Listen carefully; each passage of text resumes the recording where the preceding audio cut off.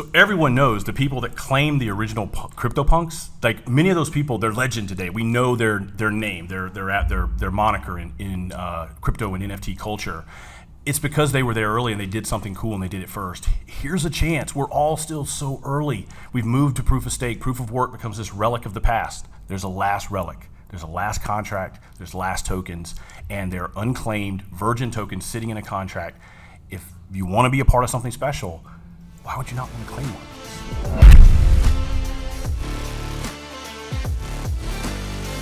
So a couple weeks ago, I was at a dinner party and I was talking to a group of folks and I was telling them that the merge for Ethereum, moving to proof of stake, more environmental friendly, all that stuff.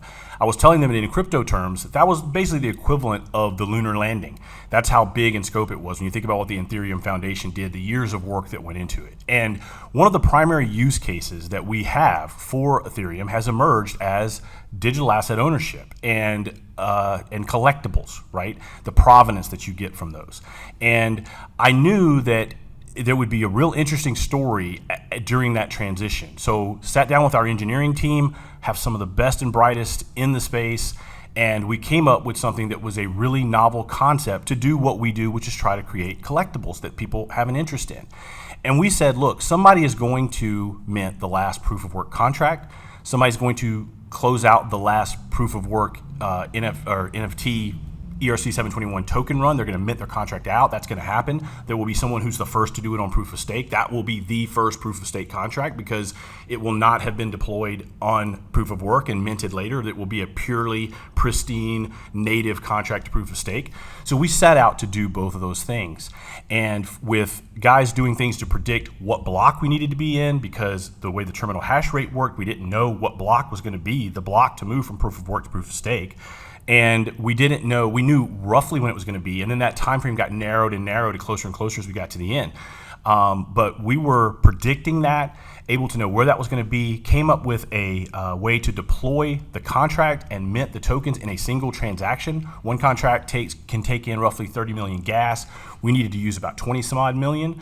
So it was a really, we needed a significant amount of the block. We knew there was a lot of failure risk. We might not be able to do it, but they succeeded.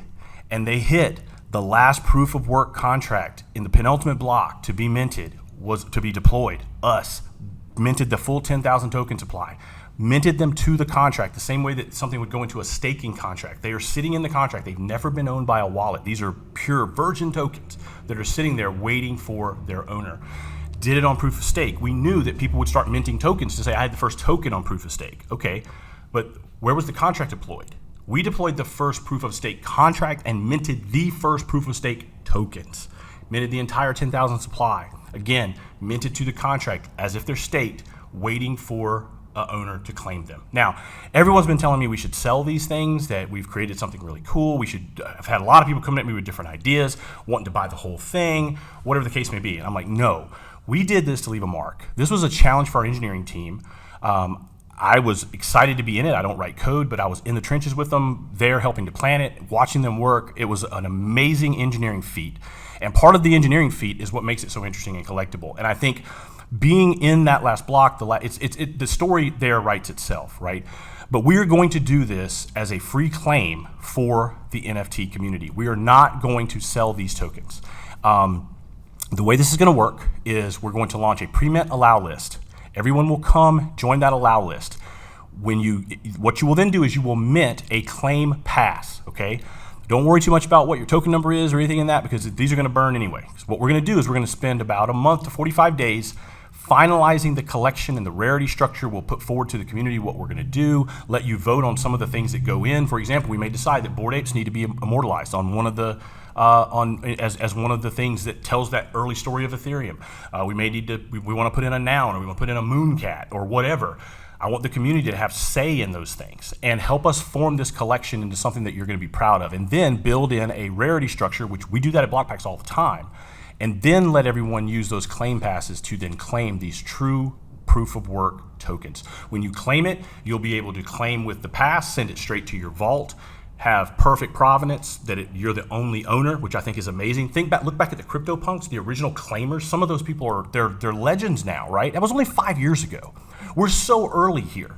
So if you could be one of the original claimants of this, fast forward 50 years, like you could be part of that. Like it's this tale is not finished. It's only getting started, and you can be a part of that tale, being a first claimant of this. I think that's super cool. I think helping to shape it is super cool. I think what the engineering team did is amazing, and I can't wait to deploy this allow list, have people come in, work with the community on this. I think everyone should be super stoked about it.